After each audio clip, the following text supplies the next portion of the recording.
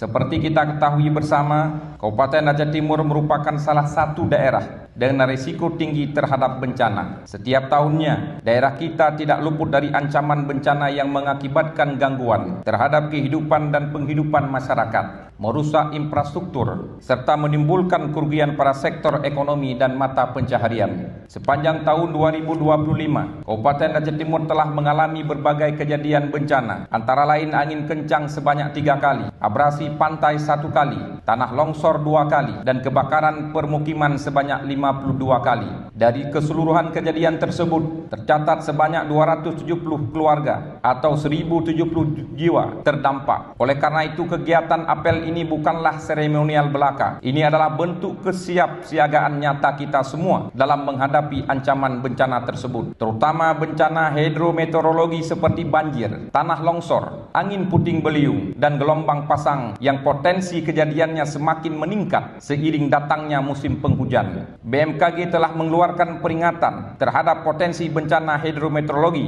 di beberapa wilayah. Peringatan ini harus kita tindak lanjuti secara cepat dan terukur. Karena itu, apel hari ini menjadi langkah penting untuk memastikan bahwa semua personil, sarana, dan peralatan dalam keadaan siap siaga menghadapi setiap kemungkinan bencana. Hadirin yang berbahagia, dasar pelaksanaan kegiatan ini berpijak pada Undang-Undang Nomor 24 Tahun 2007 tentang Penanggulangan Bencana dan Peraturan Pemerintah Nomor 21 Tahun 2008 tentang Penyelenggaraan Penanggulangan Bencana.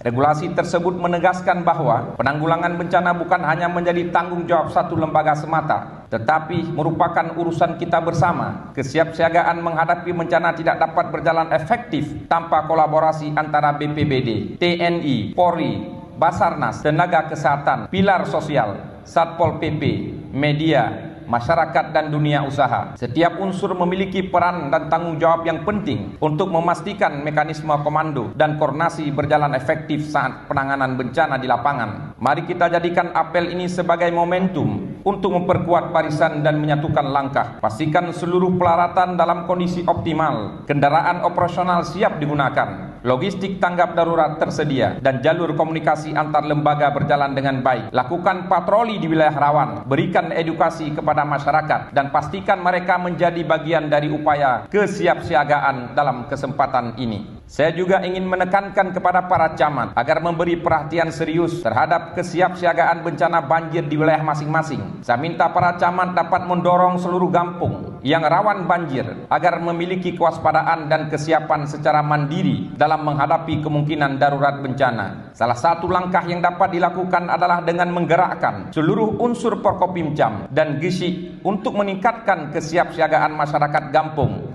melalui beberapa tindakan sederhana namun penting, antaranya melakukan gotong royong, membersihkan saluran air parit dan drainase, memantau informasi cuaca di BMKG secara berkala, menyiapkan relawan, peralatan dan anggaran tanggap darurat, menentukan jalur dan titik evakuasi serta lokasi pengungsian yang aman, memantau tinggi muka air sungai dan segera melaporkan potensi banjir, melakukan koordinasi intensif dengan Babinsa dan Babin Kantipmas serta melibatkan masyarakat dalam upaya kesiapsiagaan, menyampaikan laporan cepat terkait korban pengungsi dan kerusakan kepada BPBD jika bencana terjadi. Langkah-langkah tersebut merupakan bagian dari upaya kita membangun kemandirian dan ketangguhan kampung agar masyarakat mampu bertindak cepat dan tepat ketika bencana datang. Demikian amanat ini yang dapat saya sampaikan, namun terkhusus kepada teman-teman BPBD, teman-teman perhubungan, dan teman-teman pemadam kebakaran. Saya mendapatkan laporan ada beberapa kendala pekerjaan penanganan bencana tanggap darurat di lapangan, baik dalam bentuk rescue maupun lainnya. Pertama, menyangkut dengan fasilitas peralatan kendaraan yang kita miliki saat ini. Saya minta kepada kepala instansi masing-masing agar bisa memastikan seluruh kendaraan, seluruh peralatan pendukung itu dalam keadaan yang aktif dan tidak rusak.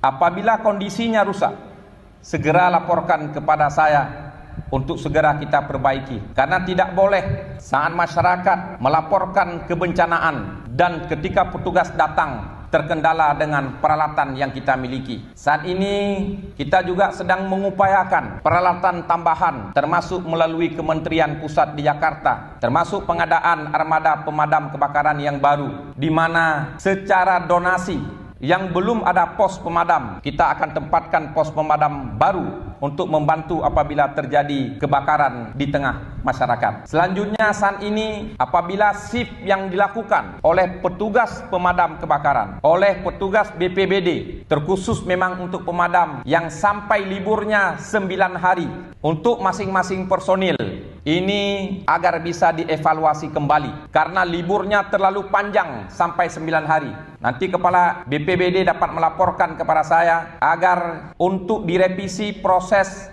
shift dari 9 hari itu bisa 6 hari libur. Dan mekanisme shift juga harus dirubah. Shiftnya jika masuk jam 8, maka pergantian itu jam 7 malam. Dari jam 7 malam dilanjutkan dengan personil lainnya sampai ke pagi besok. Dan mekanisme roker dimanfaatkan dengan baik. Semua personil yang ada dilibatkan secara aktif, baik yang ASN maupun yang P3K. Saya juga sedang mengkaji untuk kebutuhan insentif termasuk biaya tambahan makan dan minum sesuai dengan kemampuan keuangan daerah bagi teman-teman pemadam kebakaran, BPBD, Satpol PP, dan perhubungan. Jikapun anggaran tidak memadai nantinya, maka seluruh personil yang bergerak pada insiden bencana itu yang akan didahulukan pemberian insentif atau uang makan minumnya yang akan ditambah oleh pemerintah nantinya. Maka ke depan